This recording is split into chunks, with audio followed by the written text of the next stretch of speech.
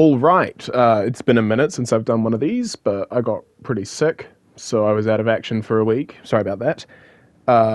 RPG Maker PC, let's have a look at some more of these rowdy little experiences.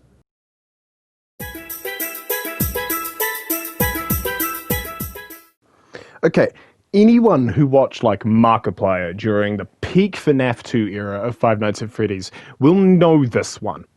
Five Nights at Fuckboys is an RPG Maker spoof of Five Nights at Freddy's, but instead of recreating the Five Nights at Freddy's gameplay in RPG Maker, something like Five Nights at Hololive, this one puts the Five Nights at Freddy's cast into an RPG. The first game, which is the one I'm covering here, has the basic 4 animatronics and 3 difficulty settings: Night X, Night XX, and Night XXX. For the sake of my sanity, I played Night X. The plot is simple. Freddy and friends want to fuck up the cameras, do drugs, and fuck hard. So it's up to you to run around and do that. The game soon introduces what I consider to be its best aspect: the voice acting. Are you ready for Freddy? This is where they keep the cakes, but it's also where I praise the Dark Lord Satan. Oh shit. I cannot go into the women's bathroom. This would forsake my masculinity. Freddy, my fucking head is gone. Use one of the spares, you fucking shit. But it's not the same. Let me guess. You want me to go find your fucking head? Yes. I fucking hate you. Can the pirate masturbate in this fucking house? Foxy, you dirty piece of shit, come help me. Fuck off, Freddy, fuck boy.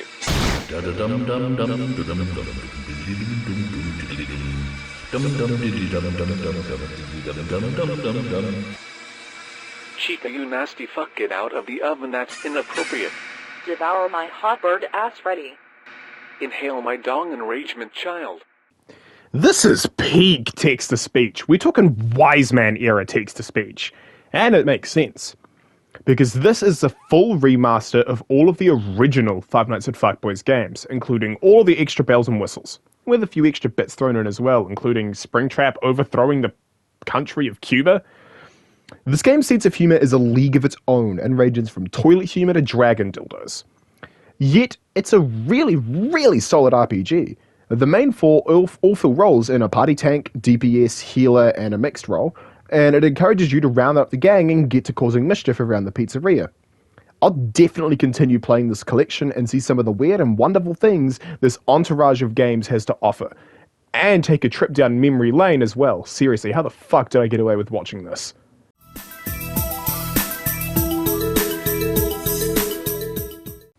This is a really thrilling logic puzzle game that takes the concept of a world map and spins it on its head. You have 3 main sizes when you're navigating around the world: mini, normal, and large, and all 3 have their own strengths and weaknesses. And you have to try and navigate around a world map to locations utilizing these 3 forms. It's a great little adventure that does not take itself seriously. My personal favourite mechanic is when you're large, your footsteps will leave prints in the earth that remain until you go large again, and it crushes and flattens the earth around it while also making certain areas fully traversable. Of course, while mini, you can't go into small caves and areas like that, but it really encourages you to be careful with every step you make. Because, you know, footprints matter.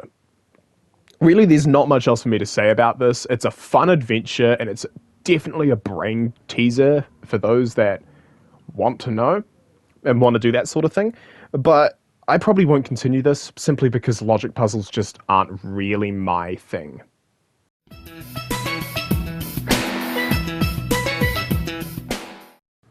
Fishing time. This is a demo for a fish-based RPG, where you can catch fish. You know, women want me, fish fear me. The basics of the game is just fish for fish, and those fish give progression. But holy shit, this game's UI is gorgeous. Its blues and greens help paint such a serene picture where you wander around exploring and fishing up a wide variety of fishy friends. There is a story here discussing something about abyssal fish sea monsters and speciesism involving fish people. Really nothing new in this line of work. But you're honestly able to forget about it and fish up a wide variety of fish, ranging from basic goldfish and koi to river snappers and that sort of stuff. It's, a really fun little crusade to look around, and it feels like a chunk from something like Stardew Valley. And, according to this book, you'll be able to read up on the fish you fish up for fun facts, similar to something like Animal Crossing when the demo updates in the future. I enjoyed Fishing RPG, and I might finish it to see what else it has to offer. From the 45 minutes or so I sunk into it, I see a lot of potential here, and a lot of really, really interesting fish. Fish.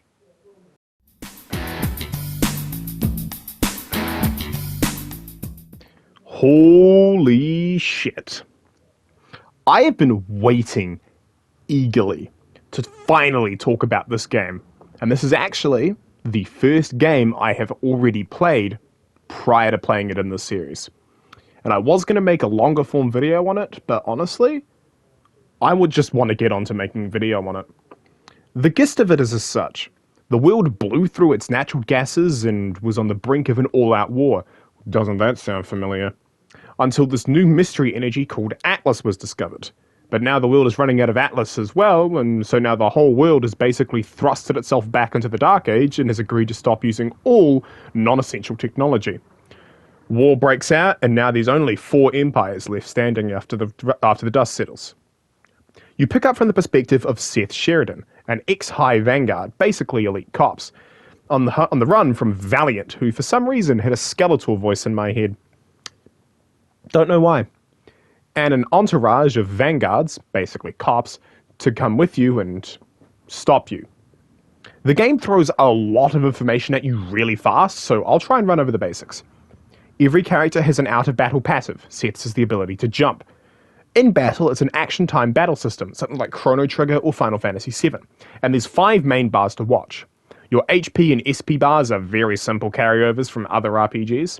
The ATB bar tracks how close that character is to attacking. This red bar here tracks how close that character is to the limit break. And this overmastery bar rewards you from playing aggressive and finishing fights fast. Every character has an overmastery bonus, Seth's is XP. The higher you get this bar, the higher the bonuses that character gives is. Whew, that was a lot. Once you escape from the big city, you're out in the forest, and soon run into dead vanguards who were searching for you and a Varzan known as Rudra. Rudra is certified bro status, and you will see why in the future. I love my dog bro. But my adventure unfortunately had to wrap up after getting found by Valiant Skeletor, dragged back to the city to talk to him about Atlas stuff, and killing a direwolf along the way. Oh, I do hope you'll get excited for more of Thea, because it is one of my favorite games. Period. And we haven't even met some of my favorite characters yet. Just you wait and see.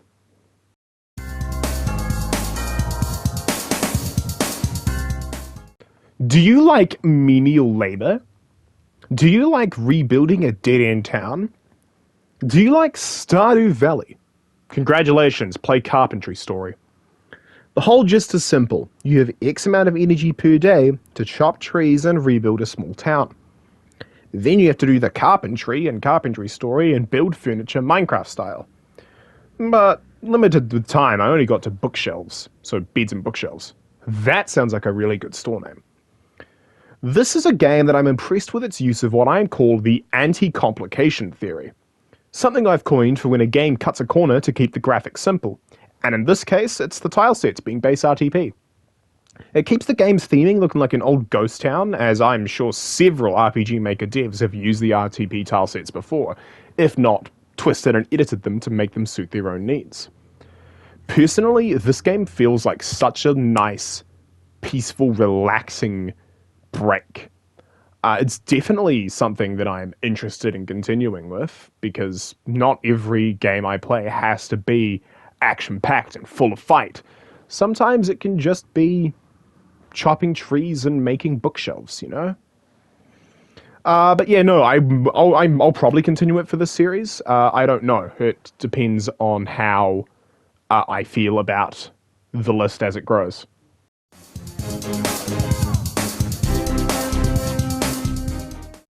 Sorry about the quality on this one. OBS didn't capture this game nearly as well as I would have liked. Now, I actually saved half of these games nearly a month ago, but due to real-life events, I was delayed in playing them. So I understand why I downloaded this one, even if I don't remember downloading it. Because this game rules. Think Pokemon crossed with Yu-Gi-Oh! With a helpful dose of post-apocalypse thrown in there, and I had a blast. It has some really helpful quality of life mechanics, including a heads up when you can get into battles, instant teleportation between save points, a wardrobe to customize your cosmetics, and a tutorial menu to review the information supplied to you. The battle system in general feels like a low-floor, high-ceiling battle system.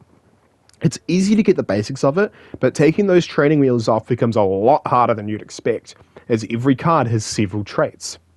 Some of the in-battle quirks are certainly something, and I'm just eager to see more of what this game can do with its battle systems, especially because deck building, I can deck build. I can deck build a good card game like nobody's business.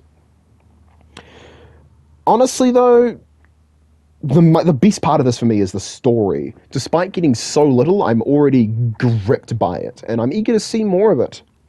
The whole experience I had with this game was great, and I'll continue it for sure. It's so unique and wild compared to the other games I've covered that it feels like a game that belongs in an indie game fest more than anything else.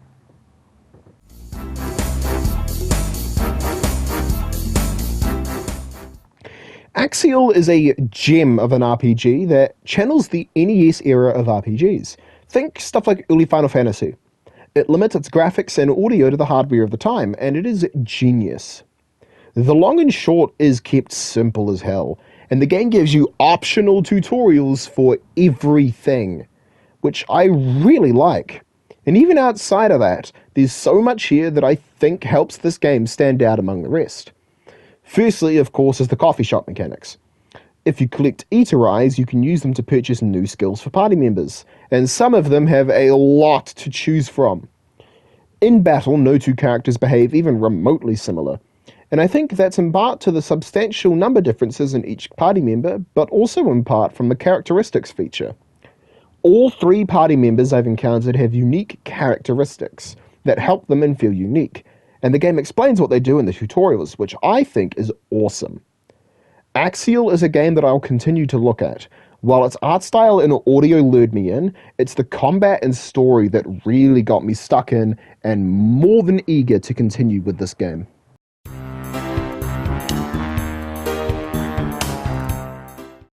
I think whoever made this game dropped an acid tab and made this on an acid-loaded bender, rivaling the might of Persephone herself, because not one single moment in this game continued how I thought it would. This is a TBS bullet hell tactical RPG. To elaborate, your turns are handled in a tactical battle system. Think something like Final Fantasy Tactics, or I don't know, I don't really play tacticals. But when most boss enemies attack, it turns into Undertale bullet hell mechanics, which I find to be unique, if not a little jarring. The writing is honestly what holds this game back for me though. If writing isn't something you care about and just want to go mental massacring people, go ahead, download this game, give it a try. I'd recommend it above and beyond. The battle systems are amazing. But it's just the writing that drags it for me. Like, the different party members act so differently in battle that there's so much tactical thinking that you can have, but it's just the writing that's holding it back from me giving this game another look.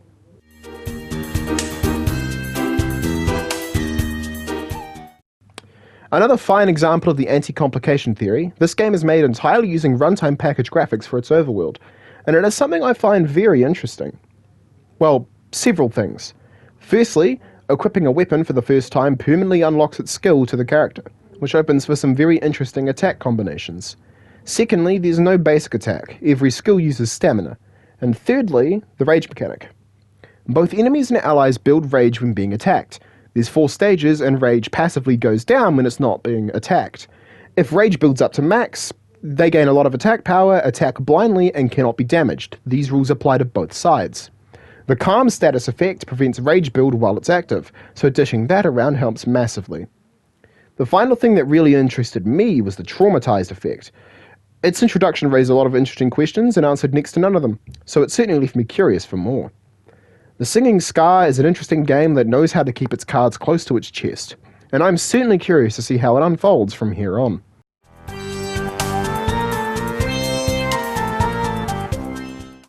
Have you ever played a game that just makes you so wildly uncomfortable for reasons you can't quite place? That's omnitophilia for me. Firstly, I'm not sure if it was meant to be omnitophilia or omnitophobia, because the two mean very different things linguistically. Secondly, every moment in this game felt so viscerally wrong, it left me with goosebumps at every turn. The character chatter audio, the pastel designs, the night sequence, it all felt wrong and uncomfortable, like watching a dying animal. It's not a bad thing. Hell, I'd say it's probably what the game's going for, but fuck, it's effective at its job. This game has a lot of religious overtones in it, with most of the cast being angels or offshoots of angels. Most of the non-important characters being marble statues in their portraits, and a character getting a halo after the first night sequence. Hell, even down to the battle! The battles lack an HP or MP bar, so you have no way to tell exactly what your party's HP is at. You have to rely on the colours of the party names in order to determine HP. It feels wrong. This game feels so utterly wrong and disconnected from reality that I absolutely have to continue playing it. This game feels like something special, and I'm really eager to see what comes from it.